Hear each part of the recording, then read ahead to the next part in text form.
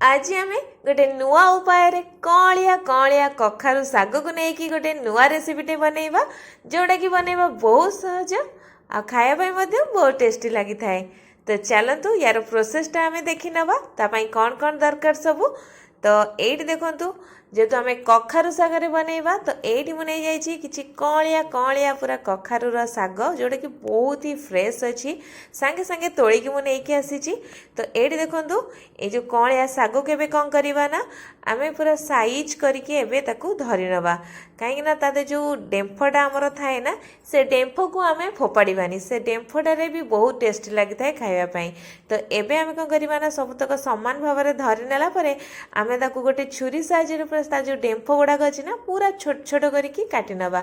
सेमिति तो यहीटा आमर काटिला भाजिला कि सिझेला जल्दी सिझी जाए किंतु एमती करने द्वारा कौन हम ना भलसे मिसी जाए आउ देखापी बहुत सुंदर लगी थाए। तो या साइड कर नवा। तो ये जो शाग गुड़ाक रहा ना ये शाग गुड़ाकर कौन करवा ना यू टिके नखे ने तापर देखिए ताकू एमती भाव में छड़े ने तादर गोटे सूता भाव में गोटे बाहर जीव। तो आउ गोटे देखो मुझे शागर आपण देखा मैंने किसी भी कष्ट लगे फटाफट तार सूताटा आमर बाहरी जीव। ये सूताटा एक्चुअली रही किसी असुविधा ना जे किंतु खाइला बेले टिके पाटकू लगी थाए। तो ताकू बाहर करदेले आम शागटा माने भाजी सारापर जेकोसी रेसिपी बनइले तो सहीटा पाटिक लगी न था भल लगी था खायापाई। तो एबे हमें सब शागर पत्र गुड़ाक कौन करवा ना साइज रे एकाठी करके धरी नवा आउ गोटे छुरी हो कि पनिक हो एमती आप कौन करेंगे ना पूरा सरू सरू पतला पतला करके ताकू काटी नेबे।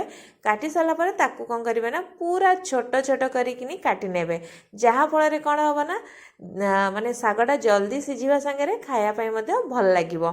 तो ये पूरा छोट छोट मुझे काटी नहीं तापर कौन करवा ना गोटे बड़ जगार किसी पानी नहीं जावा आ पानी नहीं सारापर कौन करवा ना जो शाग गुड़ाक रखी से पकईदबा आकू भल भाव में टे धोई नवा जहाँ भी किसी मैला थी से बाहरी जीव आ धोई सारापर आम कौन करवा ना ताकू भल भाव में चुपुड़ी गोटे प्लेट को काढ़ीदबा।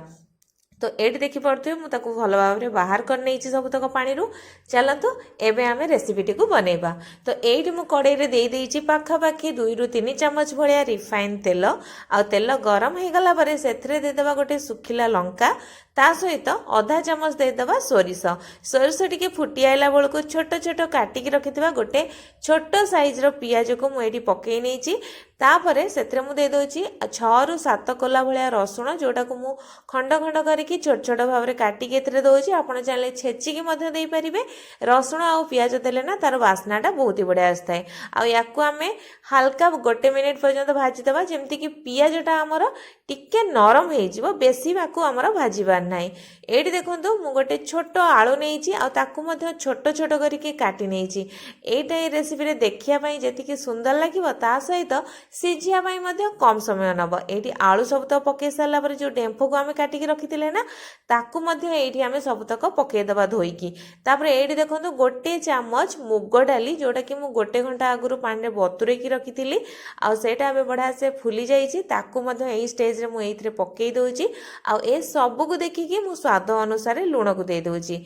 बस एबे आम कौन करवा ना ये सबू को टिके भल भाव में तेल गोलई दबा बा तेल एमती टिके भाजी नवा जहाँ फल कि जहाँ भी किसी कंचा स्मेल थी डालीर आलूर ए सबू आमर टिके पड़ेब ताकू एबे आम कौन करवा टिके घोड़े दबा पाखापाखि 2 मिनिट भाया जमती कि एटा टिके हल्का तेल रे भाजी हो 2 मिनिट पर मुझे देखुची जहाँ भी किसी अल्प टिके पानी थिला तो सेटा तो मरी जाइए ता संगे ये सब जो परिबा आमे पकईले आलू हरिका डाली ए सब हल्का भाजी हो जाइए।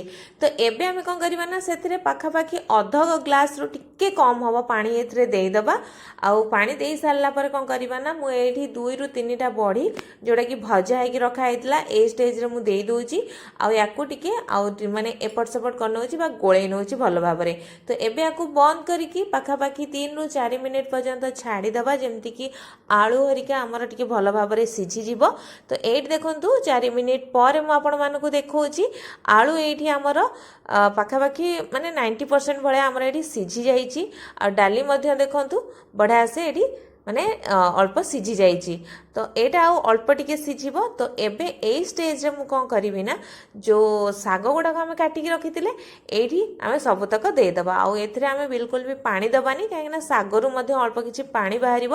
ତ ଏଇଠି କ'ଣ କରିବା ନା ଗ୍ୟାସ୍ର ଫ୍ଲେମ୍କୁ ପୁରା କମ୍ କରିନେବେ। ସବୁବେଳେ ଆପଣ ଗ୍ୟାସ୍ର ଯାହା ବି କିଛି ଆମେ ସିଝେଇବା ନା ଏଠି ସବୁବେଳେ ଆପଣମାନେ କ'ଣ କରିବେ ନା ଗ୍ୟାସ୍ର ଫ୍ଲେମ୍କୁ କମ୍ କରିନେବେ। ତ ଆଉ ଶାଗକୁ ଭାଜିବା ପାଇଁ ତ ବେଶୀ ସମୟ ଲାଗେନି। ତ 2 ମିନିଟ୍ ପାଖାପାଖି ଘୋଡ଼େଇ ଦେଇଥିଲି। 2 ମିନିଟ୍ ପରେ ମୁଁ ଆପଣମାନଙ୍କୁ ଏଇଠି ଦେଖୁଛି। ଦେଖନ୍ତୁ ଆଳୁ ଡାଲି ଏଇଠି ଆମର ସବୁ ବଢ଼ିଆ ସେ ଏଇଠି ସିଝି ଯାଇଛି। ତ ଏଇଠି ଦେଖନ୍ତୁ ଡାଲିକି ମଧ୍ୟ ମୁଁ ଆପଣମାନଙ୍କୁ ଚେକ୍ କରିକି ଦେଖାଉଛି। ଦେଖନ୍ତୁ କେତେ ବଢ଼ିଆ ଭାବରେ ଆମର ସିଝି ଯାଇଛି। କିନ୍ତୁ ସିଝିଥିବ ଆଉ ଗୋଟା ଗୋଟା ହେଇକି ରହିଥିବ, ତାହେଲେ ଏଇ ରେସିପିଟାରେ ଖାଇବା ପାଇଁ ମଜା ଆସିବ। ତ ଏଇଠି ଆମର ସବୁ ଜିନିଷ ରେଡ଼ି ହେଇଗଲା। ତ ଶେଷରେ ମୁଁ ଏଇଠି କ'ଣ କରିବି ନା ଦେଖନ୍ତୁ ଗୋଟେ ମୁଠା ନେଇଥିଲି ଏଇଠି କ'ଣ ଚିନାବାଦାମ, ଯେଉଁଟାକି ଭଜା ହେଇଥିଲା ଘରେ, ଆଉ ତାକୁ ମୁଁ ଭଲ ଭାବରେ କୁଟି ନେଇଛି ଦରଦରା ଭାବରେ। ଏମିତି ଦରଦରା ଭାବରେ ପକାଇବେ, ବେଶୀ ପ୍ଲେନ୍ କରିକି ପକାଇବେନି, କାହିଁକିନା ଖାଇଲା ବେଳେ ଟିକେ ଟିକେ ଦାନ୍ତରେ ବାଜିବ ବା ଲାଗିବ, ଆଉ ଖାଇବା ପାଇଁ ବହୁତ ହି ବଢ଼ିଆ ଲାଗିବ। ତ ଫାଇନାଲି ଏଇଟା ଆମର ରେଡ଼ି ହେଇଯାଇଛି। ତ ଆମର ଏଇ ନୂଆ ରେସିପିଟା କିପରି ଲାଗିଲା ଆପଣମାନେ ଘରେ ନିଶ୍ଚୟ ଥରେ ବନାନ୍ତୁ। ଗରମ ଭାତ, ପଖାଳ ଭାତ, ରୁଟି ସାଙ୍ଗରେ ମଧ୍ୟ ଏଇଟା ବହୁତ ହି ବଢ଼ିଆ ଲାଗିଥାଏ। ଥରେ ଖାଆନ୍ତୁ, ସମସ୍ତଙ୍କୁ ଖୁଆନ୍ତୁ। ଆଉ କିପରି ଲାଗିଲା ଆମ କମେଣ୍ଟ ବକ୍ସରେ କମେଣ୍ଟ କରି ନିଶ୍ଚୟ ଜଣାନ୍ତୁ। ଧନ୍ୟବାଦ।